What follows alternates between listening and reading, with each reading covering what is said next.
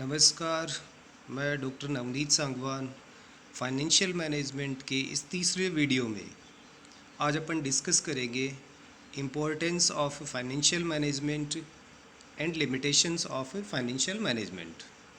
इससे पहले के दो वीडियो में अपन फाइनेंस क्या होता है, फाइनेंशियल मैनेजमेंट क्या होता है, कैरेक्टरिस्टिक्स ऑफ फाइनेंशियल मैनेजमेंट, फिर उसके बाद में सेकंड वीडियो में अपन ने देखा था objectives of financial management and functions of financial management. आज इसमें इम्पोर्टेंस ऑफ फाइनेंशियल मैनेजमेंट से अपन स्टार्ट करते हैं। आप स्क्रीन पे पॉइंट नंबर 1 देख पा रहे होंगे, basis of success of the enterprise. यानी किसी भी टाइप का एंटरप्राइज हो, उसकी सक्सेस का बेसिस है वो फाइनेंशियल मैनेजमेंट को माना जाता है।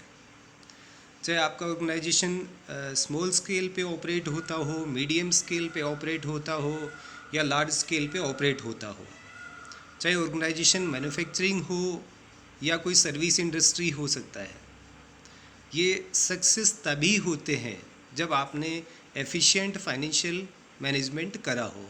अदरवाइज़ आपका इन्वेस्टमेंट डिसीजन है वो गलत जा सकता है, एलोकेशन डिसीजन है वो गलत जा सकता है। इसीलिए फाइनेंशियल मैनेजमेंट को किसी भी एंटरप्राइज की सक्सेस का बेसिस माना जाता है। सेकंड पॉइंट इसमें आता है optimum allocation and utilisation of resources. अब कोई भी ऑर्गेनाइजेशन है, उसमें अपने स्पेसिफिकली फाइनेंशियल रिसोर्सेज हैं, उसमें ऑप्टिमम एलोकेशन और यूटिलाइजेशन है वो फाइनेंशियल मैनेजमेंट के थ्रू ही पॉसिबल होता है। रीज़न बीइंग, एक एप्रोप्रिएट रेट पे आपने फंड्स जनरेट करे हैं, फिर उसके बाद में जनरेट करने के बाद में एलोकेशन वर्क आता है। अगर आपने प्रॉपरली एलोकेट करा है तो ही ऑर्गेनाइजेशन आपका ग्रो कर पाता है। फिर थर्ड पॉइंट इसमें आता है central point of decision making.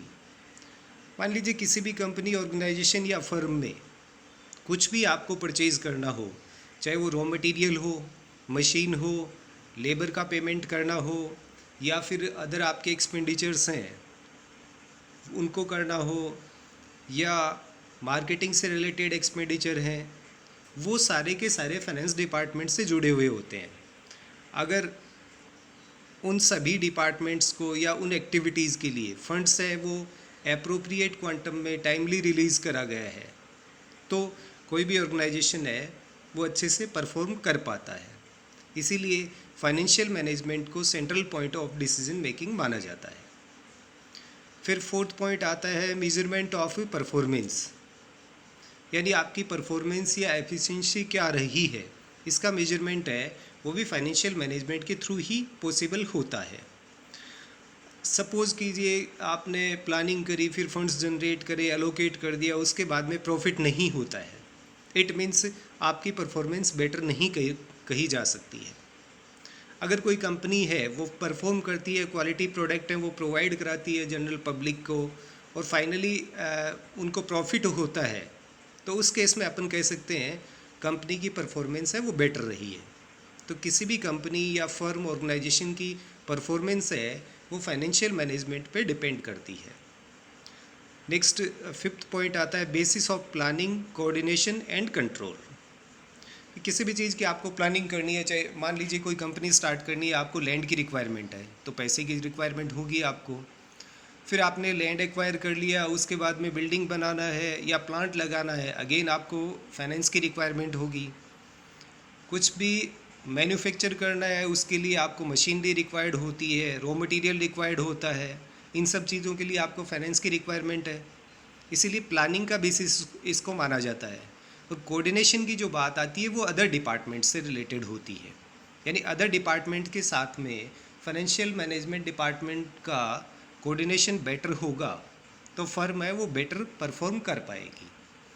और रही बात कंट्रोल की, तो कोई भी ऑर्गेनाइजेशन है उसमें कंट्रोल बेसिकली जो होता है वो फाइनेंस से रिलेटेड होता है। इसलिए प्लानिंग, कोऑर्डिनेशन और कंट्रोल तीनों का ही बेसिस है वो फाइनेंशियल मैनेजमेंट माना जाता है। फिर नेक्स्ट आपका सिक्स्थ पॉइंट आता है नेशनल इम्पोर्टेंस। देखो कोई भी कंट्री हो, ख़ासतौर से अंडर डेवलप्ड और डेवलपिंग कंट्री हैं, उनमें फाइनेंशियल मैनेजमेंट ज़्यादा रिक्वायर्ड होता है। रीज़न बीइंग ऐसी कंट्रीज़ में इंफ्रास्ट्रक्चर डेवलप होता नहीं है। इंफ्रास्ट्रक्चर डेवलप करने के लिए ह्यूज अमाउंट है वो इन्वेस्ट करनी पड़ती है। अब वो अमाउंट कहाँ से आएगी? आप लोकल लेवल पे फंड जनरेट करेंगे या इंटरनेशनल ऑर्गेनाइजेशन है उससे बोरो करेंगे या बैंक से बोरो करेंगे या सेंट्रल बैंक से बोरो करेंगे? तो सबसे पहले आपको ये प्लान करना होता है कि फ़ंड आप जनरेट कहाँ से करोगे। फिर उसके बाद में फ़ंड आ जाते हैं तो डिफरेंट आपके एरिया होते हैं, डिफरेंट स्टेट्स होते हैं, डिफरेंट रीजन्स होते हैं, उसमें आपको इसका एलोकेशन करना होता है। फिर आप उसके बाद में अपनी परफॉर्मेंस को मेजर कर पाते हैं।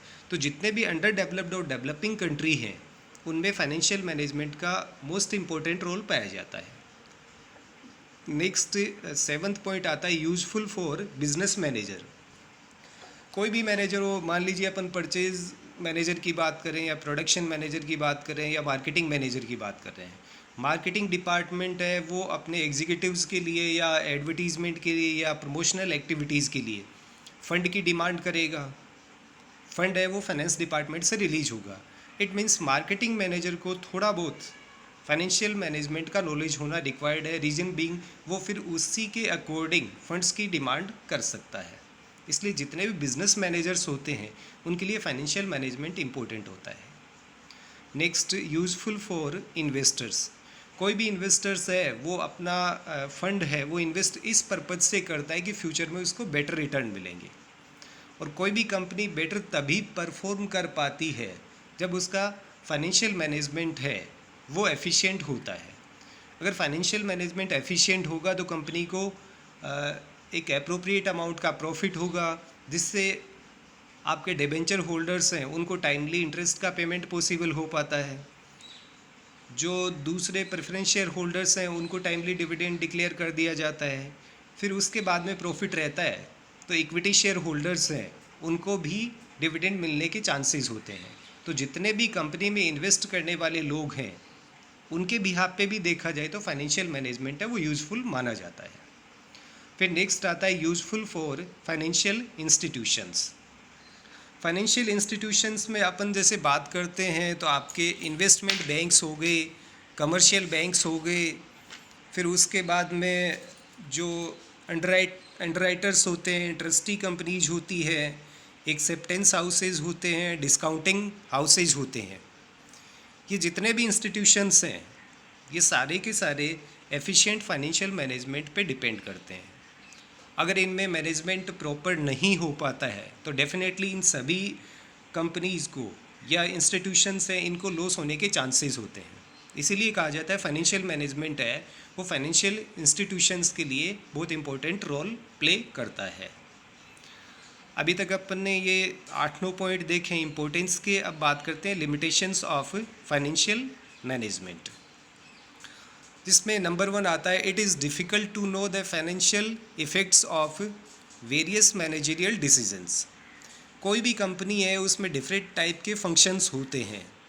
अब वो सारे फंक्शंस का फाइनेंस पे क्या इम्पेक्ट आएगा इस चीज़ का नॉलेज हर किसी को नहीं होता है, और ख़ास तौर से फाइनेंशियल मैनेजर है उसको इस चीज़ का नॉलेज नहीं होता है। तो जो अदर डिसीजंस होते हैं जो फाइनेंस से डायरेक्टली रिलेटेड नहीं होते हैं उसका इम्पेक्ट जानना थोड़ा सा टफ रहता है। सेकंड आता है बेस्ड ऑन फाइनेंशियल रिकॉर्ड्स। ये अपन ने स्टार्टिंग के फर्स्ट वीडियो में देखा था कि फाइनेंशियल मैनेजमेंट है वो अकाउंटिंग से डिफरेंट होता है, यानी अकाउंटिंग के जो रिकॉर्ड्स हैं वो हो जाते हैं उसके बाद फाइनेंशियल मैनेजमेंट है वो स्टार्ट होता है। अगर अकाउंटिंग रिकॉर्ड्स में कोई मिस्टेक है तो इसका इम्पेक्ट है वो फाइनेंशियल मैनेजमेंट पे भी आता है। और अकाउंटिंग के जो स्टैंडर्ड्स हैं या जैसे कई बार इन्वेंट्री इवैल्यूएशन हो गया, वैल्यूएशन हो गया या डेप्रिसिएशन का कैलकुलेशन हो गया, इनके मेथड्स में कोई मिस्टेक रही है तो उसका इम्पेक्ट है वो फाइनेंशियल मैनेजमेंट के डिसीजंस पे भी आता है। तो ये इसकी एक लिमिटेशन है कि ये फाइनेंशियल रिकॉर्ड्स पे बेस्ड होता है। नेक्स्ट थर्ड पॉइंट आता है lack of knowledge of related subjects. कोई भी एक पर्सन है वो परफेक्ट कभी नहीं हो सकता है। ज़रूरी नहीं कि एक फाइनेंस मैनेजर है उसको स्टैटिस्टिक्स का कंप्लीट नॉलेज हो, उसको इकोनॉमिक्स का कंप्लीट नॉलेज हो, उसको मैनेजमेंट अकाउंटिंग का कंप्लीट नॉलेज हो, उसको मैनेजमेंट का कंप्लीट नॉलेज हो, उसको इंजीनियरिंग का नॉलेज हो। तो जो अदर सब्जेक्ट हैं जो इससे डायरेक्टली या इनडायरेक्टली रिलेटेड होते हैं, उसका कंप्लीट नॉलेज ना होना भी फाइनेंशियल मैनेजमेंट के लिए एक ड्रॉबैक माना जाता है। नेक्स्ट आपका फोर्थ पॉइंट आता है लेक ऑफ ऑब्जेक्टिविटी। यानी इसमें ऐसा माना जाता है कि कोई भी फाइनेंस मैनेजर है वो अपने डिसीजन लेता है तो वो अपने पर्सनल थॉट्स के बेसिस पे लेता है, यानी उसके अपने थॉट्स हैं वो आपके डिसीजंस को चेंज करते हैं, तो इसमें लेक ऑफ ऑब्जेक्टिविटी है वो पाई जाती है। और लास्ट है इसमें एक्सपेंसिव।